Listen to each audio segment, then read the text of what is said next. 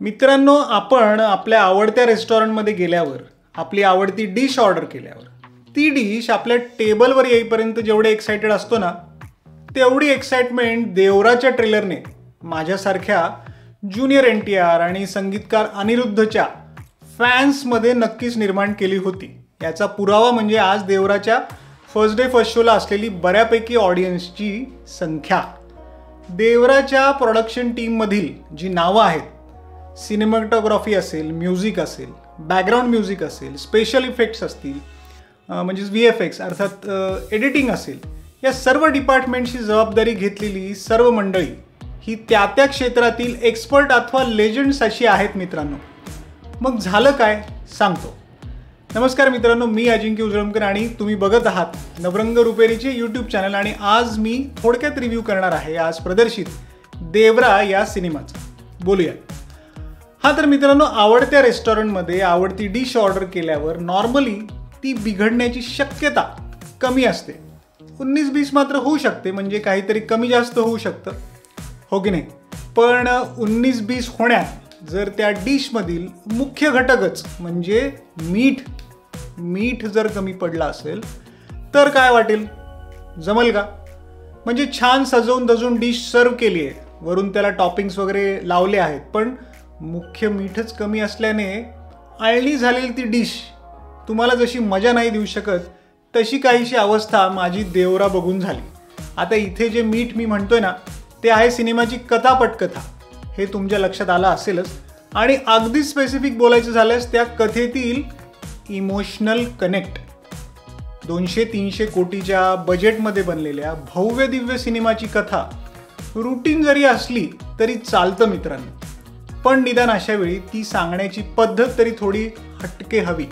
बरं, हटके या नावाखाली इथे फक्त कथेचा प्लॉट म्हणजे जो बेस असतो तो बदलला आहे. म्हणजे जमिनीवर घडणारी इतर सिनेमांमध्ये कथा इथे समुद्र किनाऱ्यावर घडते, इतकाच काय तो फरक मला दिसला. देवरा नामक कथेचा हिरो त्याच्या गावाच्या किनारी असलेल्या समुद्रातून होणारी अवैध शस्त्रांची जी तस्करी असते ती रोखतो, ज्यात त्याच्या विरोधात उभी राहतात त्याच्याच गावातील काही खलनायक मंडळी.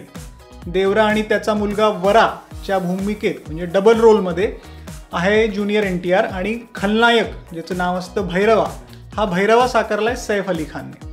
बरं, फार काही डिटेल सांगून मी पटकथेत असलेले काही सरप्राइजेस मी इथे रिव्हील करणार नाही मित्रांनो. बाहुबली स्टाईल कटप्पाने बाहुबली को क्यों मारा अशा स्टाईलचा शेवट जो सस्पेन्स आहे तो जरी केला असला तरी तो शेवटी खूप काही एक्साइटमेंट जनरेट नाही करू शकलेला. कथानक रुटीन आहे. मी म्हटल्याप्रमाणे हे घडतंय समुद्रात, एवढाच काय तो फरक आणि एवढाच काय तो बदल. टिपिकल मसाला चित्रपटात असलेले ॲक्शन सीन्स, लव्ह सॉंग्स इथेही आहेत. ॲक्शन दृश्ये, त्यांची कोरिओग्राफी, त्यातील स्पेशल इफेक्ट्स या सर्व बाबी उत्तम आहेत. चित्रपटाची सिनेमॅटोग्राफी सुद्धा नेत्रदीपक आहे. पण मुख्य प्रॉब्लेम झाला आहे तो म्हणजे खूप लांबलेल्या कथेत मिसिंग असलेला इमोशनल कनेक्ट. तब्बल 3 तासांचा रन टाईम आहे आणि संपूर्ण कथेत प्रेक्षक कुठल्याच पात्राशी इमोशनली कनेक्ट नाही होऊ शकत. दिग्दर्शक कोरटला सिवा यांचे हे अपयश असे मी म्हणेन. शिवाय कथा सांगण्याची जी पद्धत आहे ती खूपच प्रेडिक्टेबल, पुढे काय होणार हे लगेच कळतं अशी लिनियर, एका रेषेत सरळ जाणारी आणि रटाळ आहे. इंटरव्हल नंतर तर खूप ठिकाणी चित्रपट बोर होतो. जान्हवीचे जे पात्र आहे ते तर उगाच घातल्यासारखे वाटते कथेत. Background music, action choreography, cinematography आणि इतर तांत्रिक बाबतीत हा चित्रपट उत्तम झालेला असूनही त्याचा फारसा काही उपयोग होताना इथे दिसत नाही. अभिनयाच्या बाबतीत ज्युनियर NTRचा अभिनय ठीक, तर सैफ अली खानचा अभिनय उत्तम असे मी म्हणेन. जान्हवी कपूर केवळ शोभेपुरती आहे. प्रकाश राज हे अभिनेते मात्र तोच तो नेहमीच्या कथा सांगणाऱ्याच्या भूमिकेत म्हणजे KGF स्टाईल, आणि त्याच्या आवाजात पण आता तोचपणा सांगण्याच्या पद्धती, त्यामुळे हे जरा कंटाळवाणं होतंय. ओव्हरऑल मित्रांनो, तुम्ही तर टिपिकल मास, तेही साऊथ स्टाईल मास सिनेमांचे चाहते असाल आणि KGF स्टाईल डार्क जॉनरमधले ॲक्शन सिनेमा तुम्हाला आवडत असतील तर फार काही अपेक्षा न ठेवता देवराचा अनुभव तुम्ही एकदा घेऊ शकता थिएटरमध्ये जाऊन.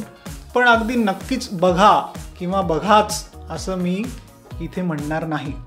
आउट ऑफ 5 मी याला देईल 2.5 म्हणजे 2.5 star. It's an average movie. तर तुम्हाला आमचा देवराचा थोडक्यात रिव्ह्यू कसा वाटला आम्हाला नक्की सांगा आणि नवरंग रुपेरीच्या यूट्यूब चॅनेलला सबस्क्राईब नक्की करा. धन्यवाद.